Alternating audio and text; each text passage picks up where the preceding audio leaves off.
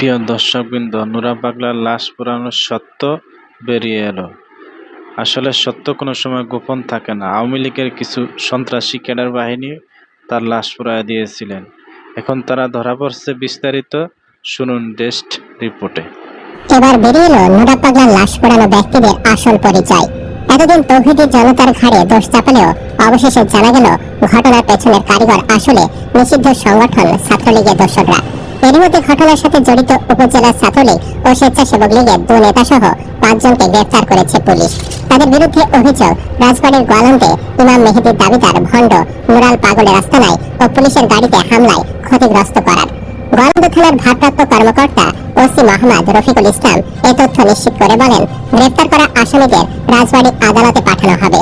এই ঘটনায় গ্রেফতার আসামিরা হলেন গোয়ালন্দ উপজেলা স্বেচ্ছাসেবক লীগের সাধারণ সম্পাদক ও বালিয়াডাঙ্গা গ্রামের লাল মিয়া মৃধার ছেলে হিরো মৃধা, গোয়ালন্দ উপজেলার ছাত্রলীগের সহ সভাপতি ও মৃধাপাড়ার আক্কাছানি মৃধার ছেলে মাসুদ মৃধা, গোয়ালন্দের কাজীপাড়ার আরিফ কাজীর ছেলে অপু কাজী, গোয়ালন্দের দেওয়ানপাড়ার মোহাম্মদ জহির উদ্দিনের ছেলে এহসানুল হক জনি ও দেওয়ানপাড়া আফজাল সর্দারের ছেলে মোহাম্মদ শাফিন সর্দার। গোয়ালন্দ থানার ভারপ্রাপ্ত কর্মকর্তা মোহাম্মদ রফিকুল ইসলাম বলেন, উভয় ঘটনার হামলার সময় সিসি ক্যামেরার ভিডিও ফুটেজ দেখে তাদের গ্রেফতার করা হয়েছে।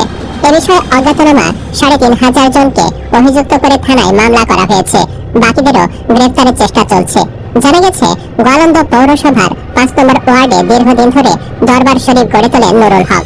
সম্প্রতি তিনি মারা যাওয়ার পর মাটি থেকে কিছুটা উপরে কবর তৈরি করে তাকে দাফন করা হয়। কবরটি কাবা শরীফের আদলে দেওয়া হয়।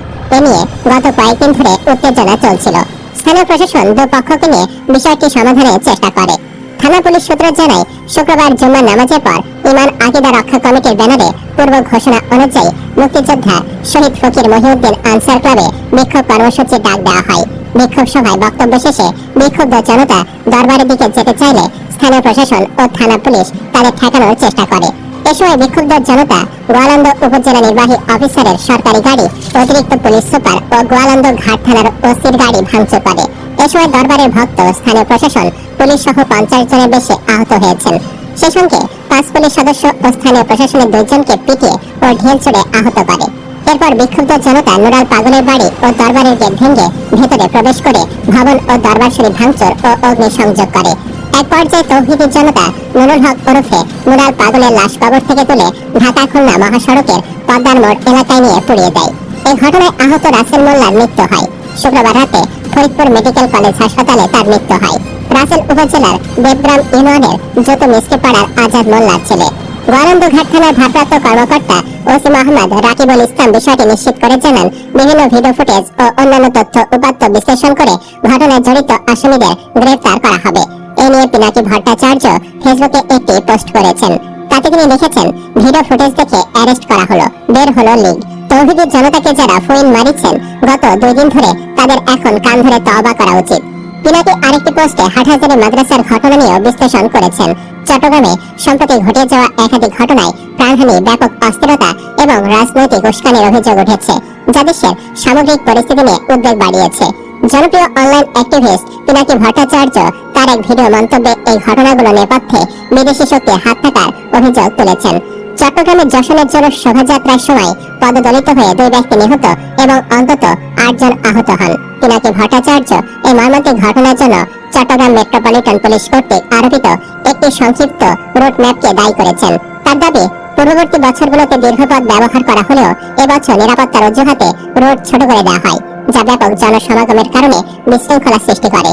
তিনি জোর দিয়ে বলেন, নিরাপত্তার অজুহাতে রুট ম্যাপ ছোট করে দেওয়ার কারণে চাপাচাপি বেশি হয়েছে এবং এটি দুর্ঘটনার কারণ। যশোরের জলুসকে কেন্দ্র করে হাটহাজারী মাদ্রাসার সামনে দিয়ে যাওয়া গাড়িতে পানি ছোড়ার অভিযোগ ওঠে। এর প্রতিক্রিয়ায় একজন যুবক সামাজিক যোগাযোগ মাধ্যমে মাদ্রাসাকে উদ্দেশ্য করে অশোভন ভঙ্গি করে একটি পোস্ট দিলে হাটহাজারী অঞ্চলের পরিস্থিতি রণক্ষেত্রে পরিণত হয়। এই ঘটনায় প্রায় 150 জন আহত হন, যাদের মধ্যে 20 জনকে চট্টগ্রাম মেডিকেল কলেজে পাঠানো হয়। পরিস্থিতি নিয়ন্ত্রণে আনতে হাটহাজারী মাদ্রাসার শিক্ষক ও সেনাবাহিনীর তৎপরতা প্রয়োজন হয় এবং মাদ্রাসার সকল পরীক্ষা স্থগিত করা হয়। পিনাকি ভট্টাচার্য এই সংঘাতকে পূর্ব পরিকল্পিত উল্লেখ করে এতে আওয়ামী লীগের উস্কানি এবং সরাসরি অংশগ্রহণ রয়েছে বলে অভিযোগ করেন। ভিডিওতে একটি ফুটেজ দেখানো হয়েছে যেখানে কিছু লোক একটি গাড়ি থেকে নেমে হাটহাজারী মাদ্রাসার দিকে যাচ্ছে, যা পিনাকি ভট্টাচার্যের মতে মাদ্রাসায় হামলা করার উদ্দেশ্যে। এই অস্থিরতার মাঝে মুফতি আলাউদ্দিন জিহাদি নামে এক ধর্মীয় বক্তার ভূমিকা নিয়ে প্রশ্ন উঠেছে। পিনাকি ভট্টাচার্য অভিযোগ করেন যে যখন দায়িত্বশীল ব্যক্তিরা শান্ত থাকার অনুরোধ জানাচ্ছিলেন, তখন মুফতি আলাউদ্দিন জিহাদি দ্রুত হাটহাজারী বাস স্ট্যান্ডে যাওয়ার জন্য জনতাকে উস্কানি দিচ্ছিলেন। পিনাকি ভট্টাচার্য মুফতি আলাউদ্দিন জিহাদির অতীত কার্যকলাপ নিয়ে বেশ কিছু বিতর্কিত তথ্য তুলে ধরেন। তিনি আওয়ামী লীগের সমর্থক এবং পাবলিকলি বলেছেন যে প্রধানমন্ত্রী শেখ হাসিনার কারণেই তারা ওয়াজ করতে পারছেন। তিনি জাতির পিতা বঙ্গবন্ধু শেখ মুজিবুর রহমানকে হাজার বছরের শ্রেষ্ঠ বাঙালি এবং সুন্নি হিসেবে আখ্যায়িত করেন, যা বিতর্ক সৃষ্টি করে। মুফতি আলাউদ্দিন জিহাদি পূর্বে অধ্যাপক মোহাম্মদ ইউনূস ইসরায়েলকে অর্থ দিয়েছেন বলে মিথ্যা দাবি ছড়িয়েছিলেন, যা বাংলাদেশ সরকার দ্বারা বানোয়াট বলে অভিহিত হয়। গাজায় হামলা চলাকালীন সময়ে তিনি ইসরায়েলে গিয়েছিলেন এবং আল-আকসা মসজিদের সামনে থেকে লাইভ করে ইসরায়েলি সৈন্যদের খুব সহায়ক বলে মন্তব্য করেন। এই ঘটনায় তার গ্রেফতারের দাবি ওঠে। তিনি পূর্বে আল্লামা শফি হুজুর সম্পর্কে কটূক্তি করার জন্য গ্রেফতার হয়েছিলেন এবং পরে জামিন পান। পিনাকি ভট্টাচার্যের মতে মুফতি আলাউদ্দিন জিহাদি এখন বিএনপির সঙ্গে জোটবদ্ধ হয়ে ডাকসু নির্বাচনে আওয়ামী লীগকে বিতর্কের মুখে ফেলার চেষ্টা করছেন। পিনাকি ভট্টাচার্য দেশের এই অস্থিতিশীল পরিস্থিতিকে একটি বৃহত্তর ষড়যন্ত্রের অংশ হিসেবে দেখেন, যা পেছনে ভারতের সামরিক গোয়েন্দা সংস্থা এবং র এর হাত রয়েছে। তার অভিযোগ, এই শক্তিগুলি ডাকসু নির্বাচন বানচাল করতে চাইছে কারণ তারা জানে কারা নির্বাচনে জিততে যাচ্ছে। তিনি আরো ভয়াবহ ঘটনার সতর্ক বার্তা দেন, যার মধ্যে রাজবাড়িতে কবর থেকে লাশ তুলে আগুনে পুড়িয়ে দেওয়ার মতো ঘটনাও অন্তর্ভুক্ত। তিনি চট্টগ্রাম বিশ্ববিদ্যালয়ে শিক্ষার্থীদের উপর হামলার ঘটনাকেও এই বৃহত্তর চক্রান্তের অংশ হিসেবে উল্লেখ করেন। তিনি সরকারের নিষ্ক্রিয়তার সমালোচনা করেন এবং দাবি করেন যে আওয়ামী লীগের মিছিলগুলিতে বিদেশি শক্তি সুরক্ষা দিচ্ছে। পিনাকি ভট্টাচার্য প্রফেসর ইউনূস এবং বর্তমান সরকারের উপর বাংলাদেশের অনিশ্চিত পরিস্থিতির দায় চাপান। দাবি করেন যে বিপুল জনসমর্থন নিয়ে ক্ষমতায় এসে সরকার তার মূলধন পর্যন্ত খেয়ে বসে আছে। তিনি দেশের মানুষকে ঐক্যবদ্ধ ও শৃঙ্খলাবদ্ধ থাকার আহ্বান জানিয়েছেন, যাতে ভবিষ্যতে একটি নিরাপদ, মর্যাদাপূর্ণ ও গণতান্ত্রিক বাংলাদেশ উপহার দেওয়া যায়। পিনাকি ভট্টাচার্যের বক্তব্য তথ্য ও অভিযোগের এক মিশ্রণ। কিছু ঘটনা যেমন পদদলন, আহতদের সংখ্যা, মাদ্রাসার পরীক্ষা স্থগিত তিনি সংবাদ মাধ্যমের উদ্ধৃতি দিয়ে নিশ্চিত করেছেন। তবে এই ঘটনাগুলোর পেছনের কারণ, বিশেষ করে পূর্ব পরিকল্পিত হওয়া বিদেশি গোয়েন্দা সংস্থার জড়িত থাকা এবং আওয়ামী লীগের সরাসরি উস্কানির অভিযোগগুলো তার নিজস্ব ব্যাখ্যা, যার সপক্ষে সরাসরি ও স্বাধীন উৎস থেকে পর্যাপ্ত প্রমাণ ভিডিওতে উপস্থাপিত হয়নি।